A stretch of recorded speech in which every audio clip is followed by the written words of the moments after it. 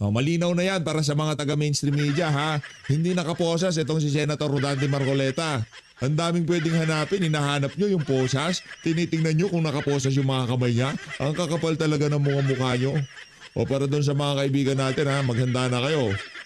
Dahil papasyalan natin itong si Sendante. Magpapakita tayo ng suporta sa kanya. Huwag ho natin bitawan tong issue na to. May dahilan kung bakit Lunes nila ilinabas yung warrant na yan. Hindi kasi pwedeng Friday. Kasi Friday buong weekend, yan ang pinag-uusapan natin. At least, nasa utak ng mga siraulot mga adik, Lunes na lang para kahit paano matabunan ng impeachment ni VP Sara. Diba? Diba ang gagaling nila pagdating sa kalokohan? Pero bago ho yan, isang like at isang subscribe. Masaya na ho tayo dyan at sa mga gusto sumali sa ating community, yung join button, nandyan lang ho sa baba. At dito rin ho sa video na to, habang hinahantay natin itong si Senator Rodante Marcoleta, mamaya papasadahan ho natin itong si Auntie Claire. Unahin na ho muna natin ang pag-wave nitong si Senator Rodante Marcoleta sa kanyang mga fans dyan sa mainstream media. Ganda ng wave ni Sendante, pag ganyan lang siya. Pag ganun lang. Ito. Walang iya kasi kayo ito.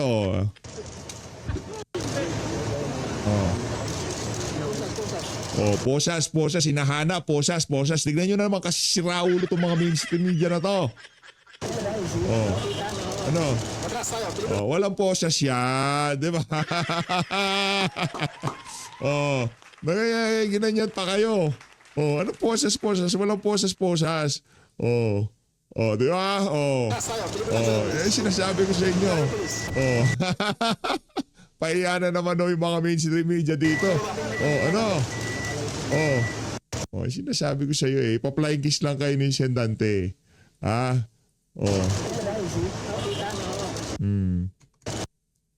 sinasabi ko sa inyo. Dito muna tayo kay PNP Chief Nartates. Game. Q&A kagad yun guys. Sir, ano pong ginawa niyo ni Senator Marcoleta? Nilalabas The Philippine National Police Criminal Investigation and Detection Group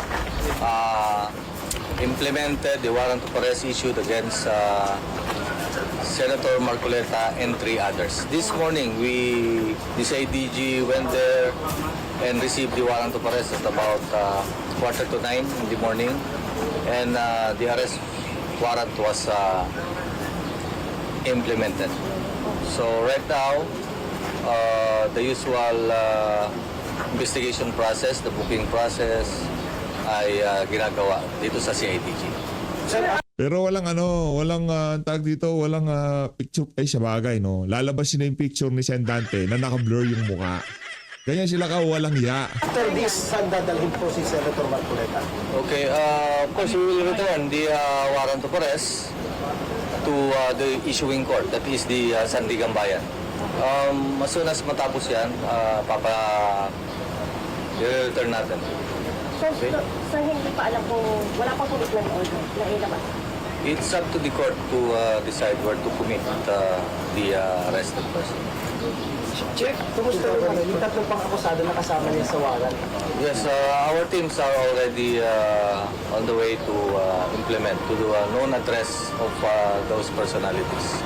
Mike Defensor, Mr. Biray, and Mr. Spirito.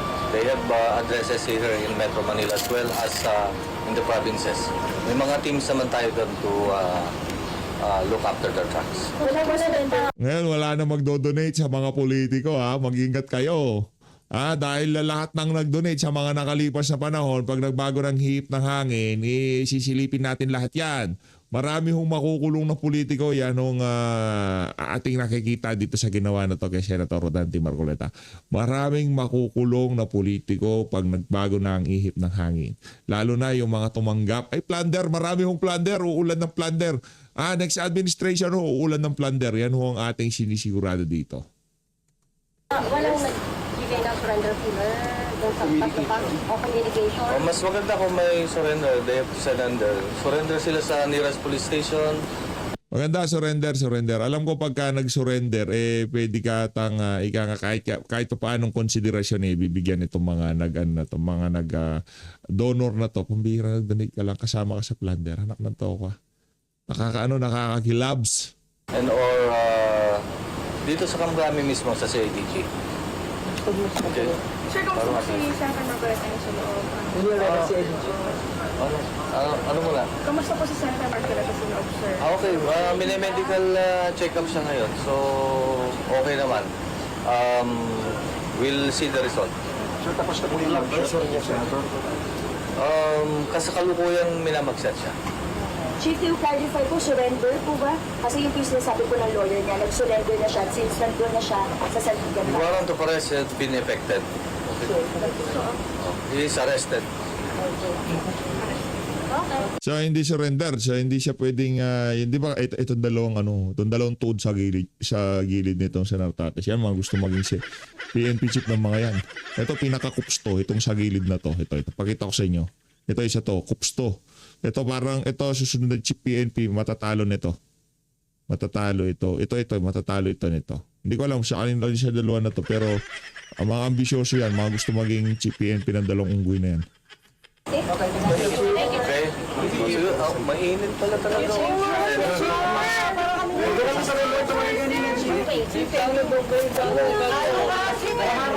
Pero huwag kayong magpagtulak.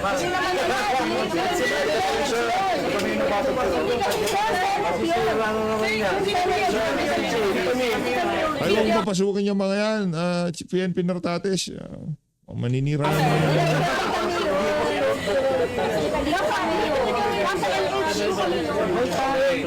Doon kayo sa labi ng CIDG. Kasi medyo malamig doon. Huwag na kayong, pag sinabi nyo, no ID, huwag na kayong hanggang doon lang kayo doon sa may exit entry ko. Tapos dyan sa ano, dyan may mga upuan dyan. Pwede sa floor, kung hindi makakabagay lahat. O, sige, go.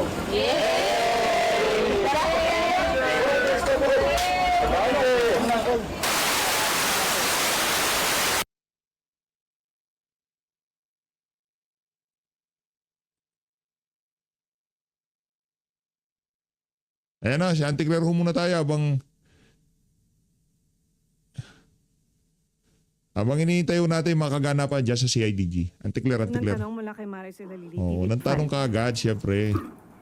Good morning, Yusek. Yusek, Senator Rodante Marcoleta is now in custody. What did the President say about it? Kung yan po ang isinasaad at sinasabi, Hindi, yan ang gusto mangyari ng Malacanang. Ikaw naman ang Claire, binubola mo na naman kami. Walang yan. ng batas at yan naman po ang kautusan ng korte, yan naman po ay irerespeto ng Pangulo. Pero ang sinasabi po ni Congressman Mike Defensor just now, sabi po niya, nauna pa kaming makulong kaysa sa mga totoong nagnakaw sa kaban ng bayan. Mapapakulong nyo kami at mapapatahimik pero hindi kami susuko. Your reaction? Yun nga po, sana po ay minadali din nila ang pagbibigay ng mga ebidensya. Konkretong ebidensya, Oh, yan na hindi naman, lang puro pamilya. Ayan na naman, tapang-tapangan ka na naman. Pagka kinumpronta ka na naman, tatakbo ka na naman. Yan ang hirap sa'yo, Auntie Claire eh. Tapang-tapangan ka na naman. Pagka kinumpronta ka na naman, tatakbo ka na naman. Mas magkakaroon po ng resolusyon at ng solusyon kung sila ay nagsumiti kaagad ng mga konkretong ebidensya para kung sino yung mga tao na nais nilang papanagutin ay napanagot na po sana, nadala na po sana sa korte ang mga kasong kanilang idudulog. Pero Anong korte pinagsasabi nitong si Auntie Claire? Anong korte pinagsasabi mo? Ibinigay na nga mga ebidensya. Anak ng tokwa, ano na nga, hinog na nga kaso, balik prime. hanggat hindi sila Balik preliminary investigation ulit. Ano pinagsasabi nito? Oh. pagbigay ng konkretong ebidensya, konkreto. hindi po talaga ito kakagatin ng korte. Hindi kakagatin ng korte o hindi pwedeng bakbakin si Martin Romualdez dahil babaksakan si Marcos Jr. O sinasabi ko sa Pero yung Ante. sinasabi po ni Congressman Defensor na clearly wala raw basis itong case na isinampa kay Senator Marcoleta at sa kanya. Sa korte na lamang po nito gawin at depensahan. Okay, last tama, na tama. lang po.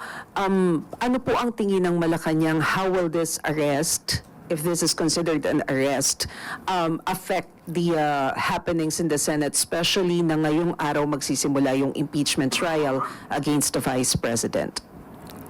Nasa kamay na po yan ng Senado.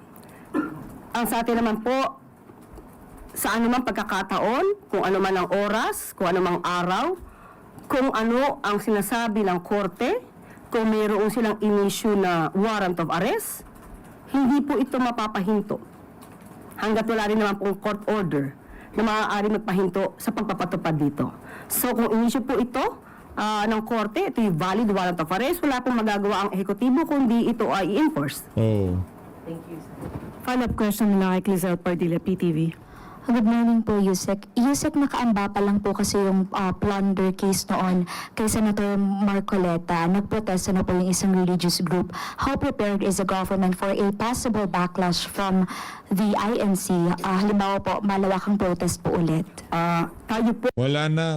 Meron pa ba? Kung meron pa, talagang sa tingin natin nararapat lang na meron pa. Pero kung wala na, naiintindihan din natin yung ating mga kababayang INC. una-una ayaw po natin sumagot ng hypothetical question dahil alam po natin Baka habulin ka na naman ng mga kababayan natin. No? Yan, tigil-tigilan mo yung kakasagot mo ng hypothetical question. Ang hiling mo kasi sa ganyan, ante. Yan ang kinakapahamak mo. Ang hiling mo sa hypothetical. Tapos yung personal na view mo, minimekos-mekos mo dyan sa usapin na yan. Yan ang problema eh. Pati yung personal view mo bilang ordinary Pilipino, wala kang pakialam dyan. Yung tayo lang na Malacanang gusto na mangyari. Kaso, pati yung mga legal views mo, dahil abogada ka nga, minimekos-mekos mo. Yan ka. ang liderato ng INC ay gumagalang po kung ano ang sinasabi rin po ng korte, kung ano po ang sinasabi ng batas. So mananatili po tayo sa paniniwala na ang nangyayari po at ang pagpatupad lamang ng batas ay igagalang din po ng liderato ng INC. Sunod na tanong mula kay Christian Yasores, DZMM. Magandang umaga, Yusek. Ngayon po yung pagsisimula Tapos yan, pagka nagagalit sa sabay ng Pilipino, nagpapanik kayo. Pinagkukulong yung mga nagsasalita, mga walang yari. ng impeachment trial kay Vice President Sara Duterte. We would like to know kung imamonitor po ba ito ng Pangulo at asan po ang Pangulo sa pagmamonitor nito? Hindi naman po kailangan mag-monitor ang Pangulo. Malalaman naman po din niya kung ano magiging balita rito. Mas marami pong dapat na trabahuhin ng ating Pangulo at hindi po siya uupo lamang para po manood ng impeachment trial. May we know na lang po yung thoughts ni President Marcos for today's impeachment trial na yung kanyang dating kaalyado sa pagtakbo sa halalan ay masasalang po ngayon sa isang impeachment trial. Katulad po na sinabi po natin even before at nagsalita na rin po ang Pangulo sa kapihan, kung may kinakailangan pong sagutin ay dapat lamang pong sagutin. Kung kaya naman po na malinis ang mga pangalan ay dapat lamang pong gawin. Mas maganda pong humarap sa nasabing trial para po siya na mismo ang sumagot ng mga akusasyon laban sa kanya. Dapat sinabi mo, huwag na siya kumuha ng abogado, pambihira na yan. Bakit siya ang gusto yung pasagutin? Gigil ka kay VP Antiklaro kayo masyadong pahalata ha. Sunod na tanong mula kay Harley Balbuena, IBC. Early Balbuena. Hi, good morning, Yusek. There are ongoing debates on the conviction threshold of Vice President Sara Duterte because under the Constitution, 2/3 of the votes of all senators are required to convict an impeachable official. However, several senators are currently legally embattled and apparently cannot actively participate in the impeachment trial. And there are actually talks from the House prosecution team to seek the lowering of the conviction threshold. May we have the pulse of thoughts on this? Hindi po makikialam ang ehekutibo kung ano man po ang magiging resolusyon patungkol sa issue. Bahala na yung mga senador dyan, sabi mo. Bahala na yung Malacanang senators dyan. Yung Malacanang mismo, hindi kami makikialam dyan. Bahala na yung mga bata namin sa senador. Dapat yung ganun yung sagot mo, antik lang talaga. Oh. Nasa Senado po yan kung ano po ang kanilang ipapatupad. O yan, sinasabi ko sa iyo, antik Sunod na lang. tanong mula kay Ivy Reyes, Billionaire News. Hi, Yusek. Good morning. Some congressmen already denied having heard hearing about a supposed impeachment complaint against Ombudsman Boying Remulla, but they did confirm and hear about a group looking for a congressman to endorse a complaint against COMELEC Chair George Garcia. Nakarating na po ba ito? Comment share. Yes, COMELEC.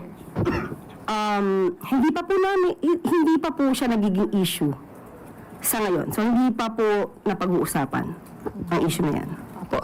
Pero there being a group looking for a congressman to endorse a complaint, ano po ang nakikitang motibo dito ng palasyo?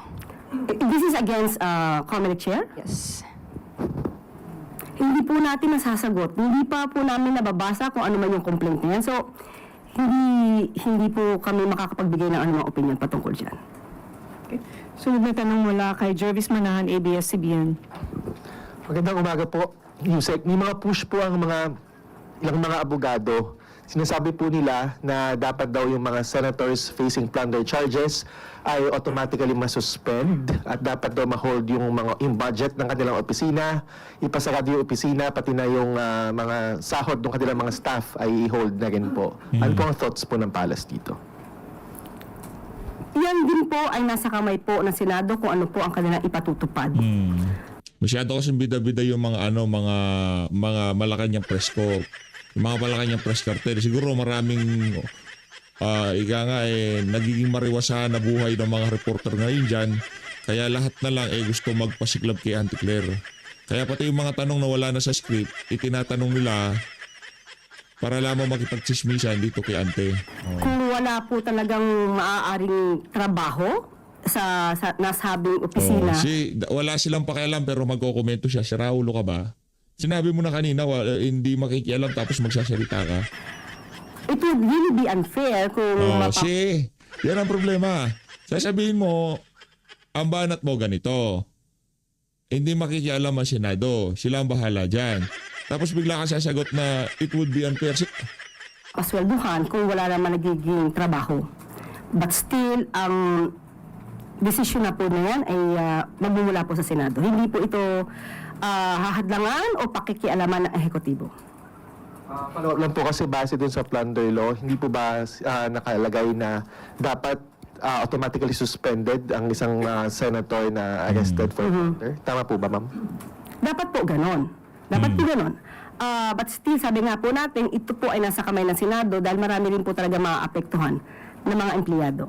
But sabi nga po natin, kung wala naman nagtatrabaho, talagang maaari lang masayang ang pondo. And at the same time, kung ganito kasi talaga ang magiging effect. Hindi, kagaya nitong si Jingo Estrada, pinahold na nga yung sahod niya. Yung mga ganyang klaseng argumento, para ka na lang, nagpapapogi, nagpapabagon, yung reporter, nagpapa-tweetums kay Auntie Claire. Gusto niyang bida-bida, tawag ko dyan, bida-bida, to the max, bida-bida to the max. Ito, yung mga tauhan mismo, ang maaaring makapagpigil dun sa kanilang mga senador o yung mga congressman na kanilang pinagsisilbihan na huwag masangkot sa mga ganitong klaseng mga issue ng korupsyon para hindi din sila maapektuhan. But still, sabi nga natin, ang anumang desisyon dito ay magbumula sa Senado.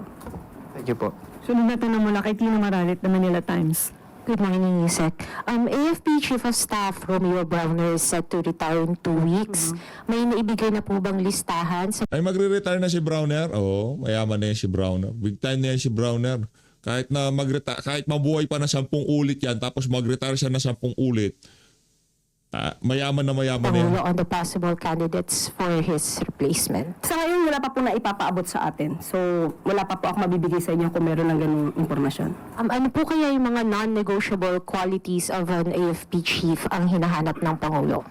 Una po, of course, mapagkakatiwalaan, makabayan, makadiyos. At Hindi, makabayan. Dapat makamaleta. Aso ng marunong mag-Ingles. Marunong magpakaaso marunong magpakaaso sa Amerika yun. masipag at ang Mga isip ay requirements. kapakanan ng bayan. On another topic po, last week, DILG Secretary John Vic Remulla requested the National Police Commission to extend the service of Police Brigadier General Hansel Marantan, who is set to retire on July 10. Naipaabot na po ba ang request na ito sa Pangulo, given that under the law, an official may be extended in service upon the discretion of the President? Tignan po natin at tignan na naman po natin muli kung ano ang magiging pahayag ng Pangulo patungkol po dyan. Ayaw ko pong pangunahan dahil sa kanya po manggagaling kung magkakaroon po ng extension o i-grant yung request or ipuproceed na lang na magkaroon ng panibagong liderato. Salamat po. Sunod na tanong mula kay Alvin Baltasar, Radyo Pilipinas.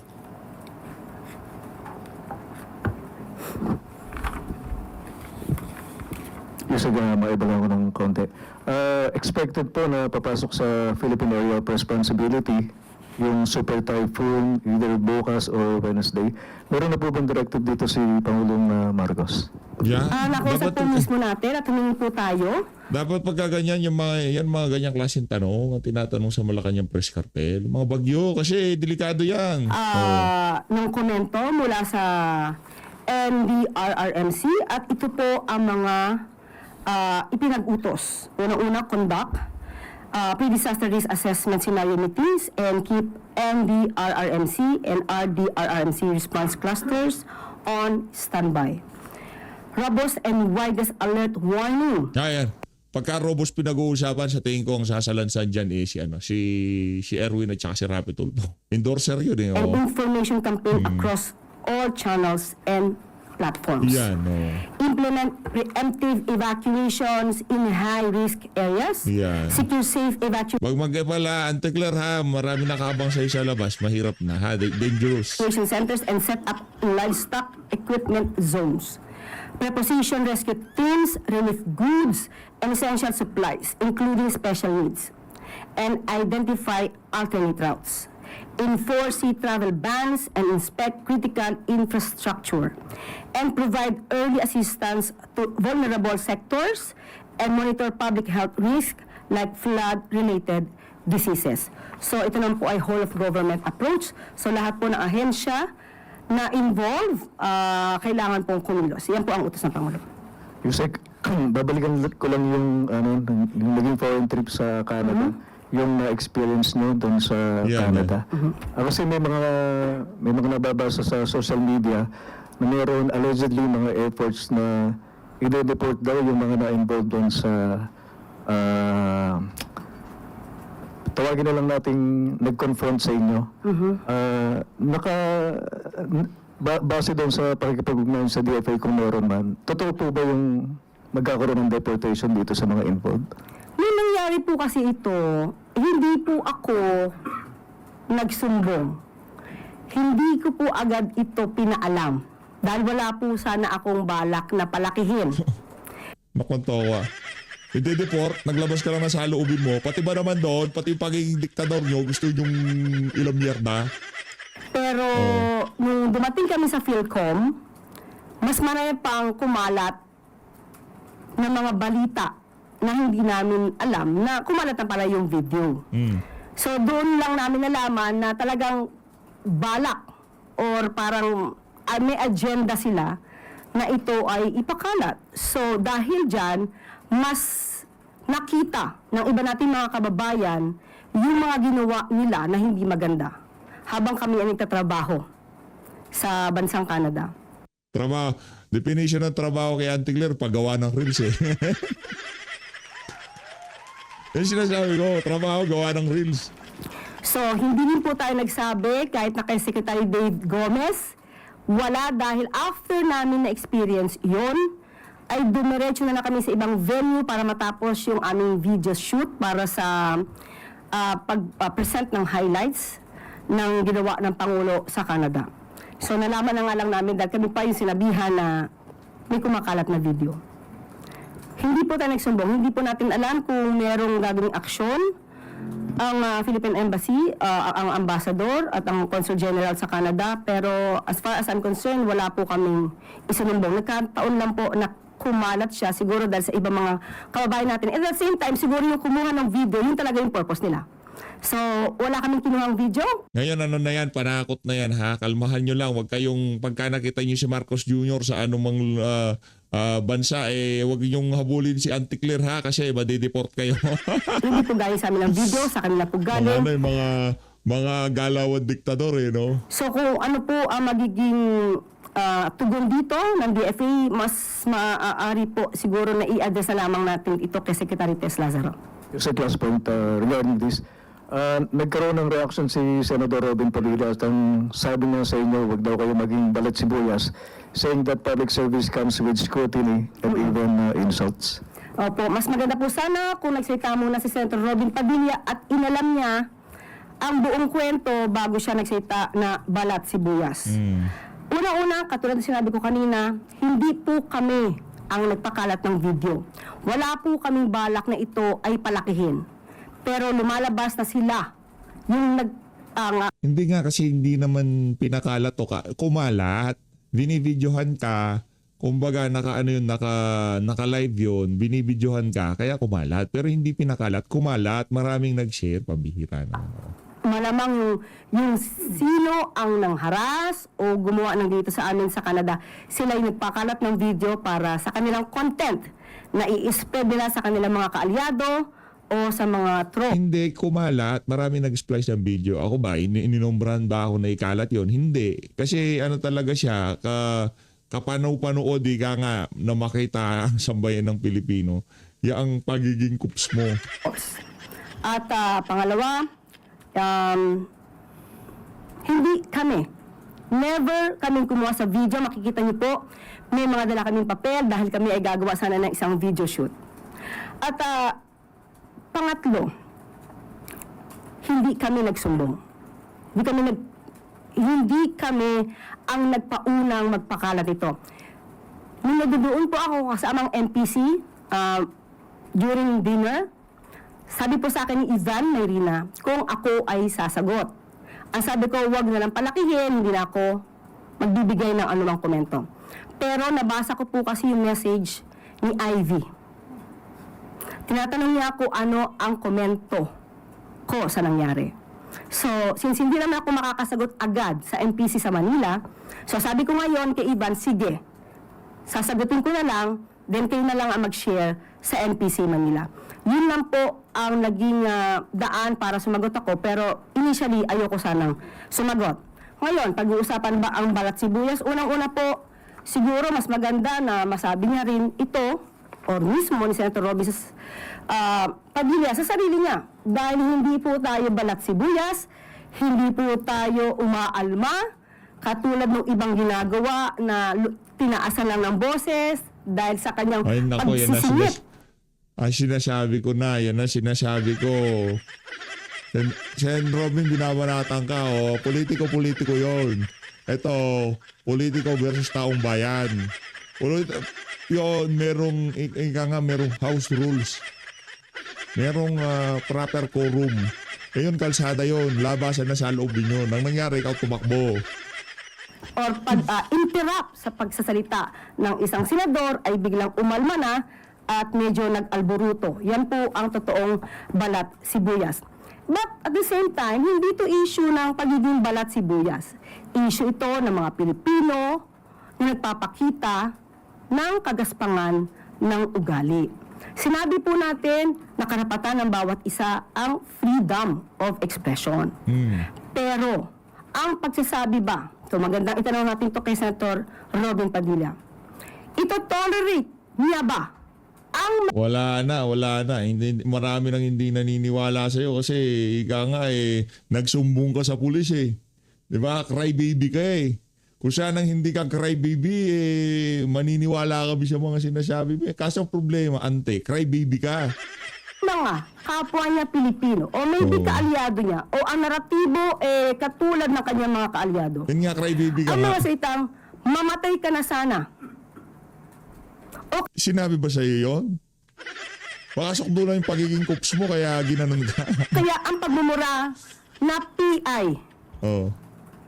hindi isang beses, hindi dalawang beses. Pinaulanan ka ba? Anong feeling?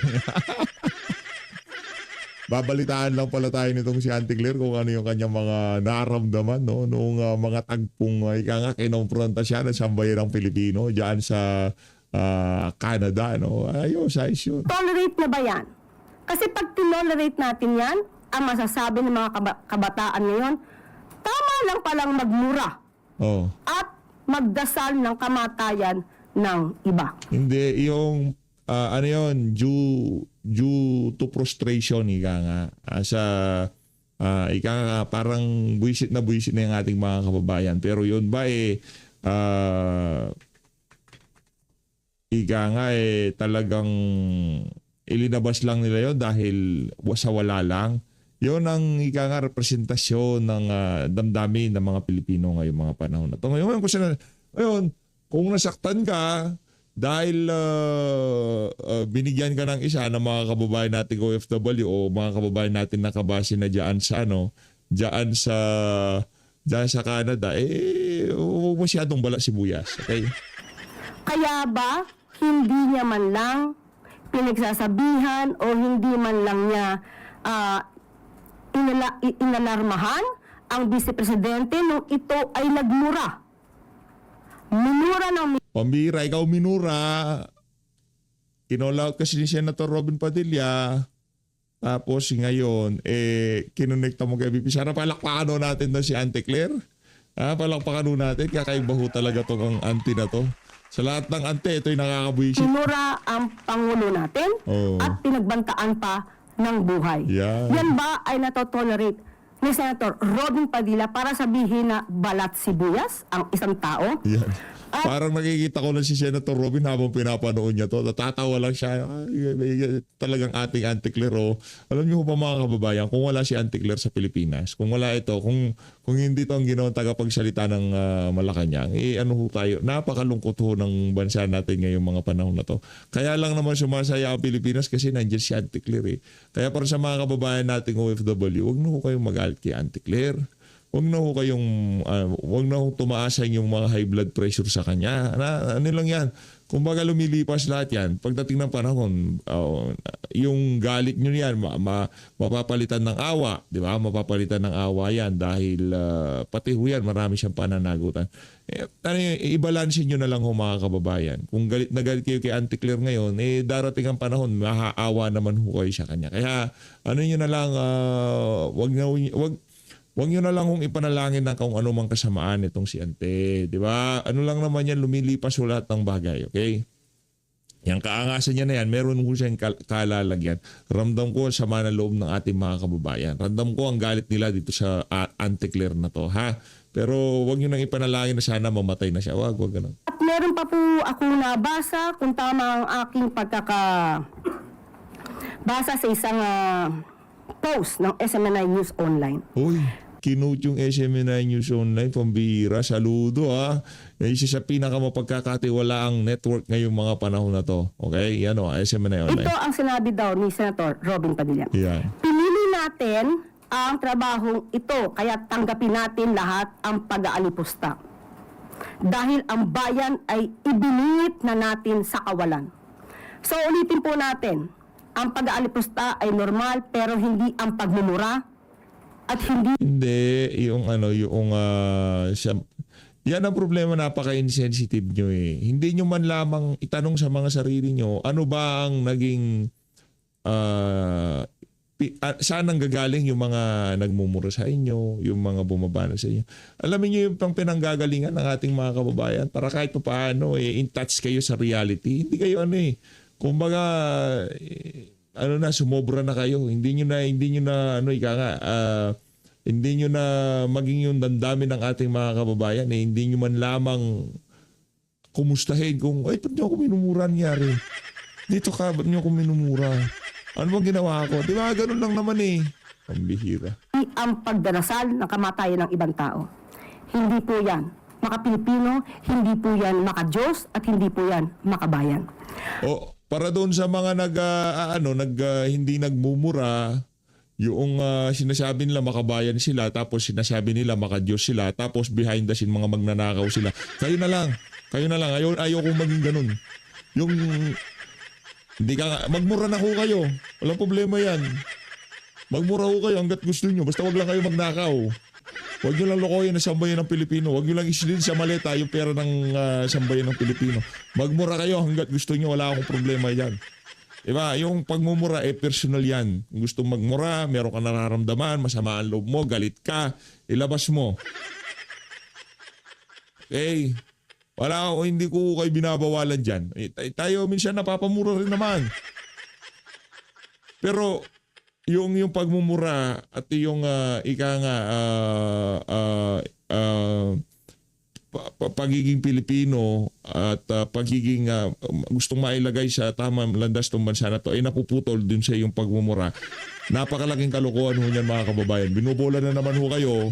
Hahabulin ka na naman yan, ante. Gusto yung nagawa mo yun. Ang tanong na lang po, anong ibig niya sabihin na ang bayan ay ibiningit na natin sa kawalan? Hindi po natin matatanggap ang ganitong napaka-general na statement niya. Ipaliwanag po niya sana ito kung anong ibig niya sabihin ito. Dahil pag pinaliwanag niya po ito, sasagutin ko po siya. Hindi po siya maaaring magpindang ng ganito nang wala siyang anumang ebidensya. Tatawanan ka lang ni Sen. Rob. Salamat po, Yusek. Follow-up question muna kay Chris Jose Renate. Last question na tayo, last question na. Ayoko na. May mahahabol na naman yan. Ma'am, Pambihira. paano po kung dumating sa punto na mag-public apology itong mga taong to para po mahingi po yung pagpapatawad nyo? Ano po ang masasabi niyo rito? Wala po, hindi po naman ako nagtatanim ng sama ng loob. Ayoko lang po sanang magaya sila ng ibang mga kapwa natin Pilipino. Ay, hindi, gayahin nyo sila. Kung saan man magpunta itong si Auntie Claire sa mga susunod na panahon, ang aking paalala sa bawat Pilipinong makakakita kay Auntie Claire sa Pilipinas at labas ng Pilipinas, habulin nyo siya. Tanungin nyo siya. Makibalita kayo sa kanya kung ano mga ginagawa niya dyan sa PCO. As always, ang dami ko kasing nangyayari ngayon sa ating bansa. Kaya kailangan, matuloy-tuloy ho natin ito ang pag-update sa ating mga kababayan kung anong mga dapat nilang malaman, mga kabalbalan ni Auntie Claire, ang pag-high at pag-flying kay si Senator Rodante Marcoleta. Update ho. Wag mo natin bitawan itong mga issue na to. Abangan nyo ho yung mga punto de vista nitong si dating Senate President Alan Peter Cayetano ngayong umaga dyan sa aresto na yan itong si Senator Rodante Marcoleta. Maraming salamat po sa pagsuporta sa PH Update. Talagang mga kababayan natin, mga kasama natin dito talagang napakatindi kong sumuporta. Sa mga bagong member, palakpakan muna natin sila. Okay? Pero ang atin naman ho kasi dito, isang like at isang subscribe. Lagi kong sinasabi sa inyo yan. Isang like at isang subscribe, masaya na ho tayo dyan, ha? Kung gusto magpakulay, wala namang problema. Pero hindi ko kayo pinipilit o kung ano pa man. Kung gusto nyo lang, wala namang ano yan, di ba? Saka hindi naman mandatory kung gusto nyo lang. Kung ayaw, maraming salamat po. Tinatanaw ho nating malaking utang na loob lahat ng tulong na ginagawa nyo sa PH Update. Malaking tulong ho yan sa ating mga pakikibaka, sa ating mga gustong mangyari dito sa bansa na to. Dahil ngayong mga panahon na to, at meron hong isang pinagbabawal dito sa PH Update. Bawal hong mawalan ng pag-asa. Maraming salamat. Mag-ingat po kayo lahat. Mahal natin ng Pilipinas. Senator Rodante Marcoleta, hindi ka namin iiwan. Para doon sa aking kaibigang Oso, maghanda-handa ka na. Meron tayong papasyalan.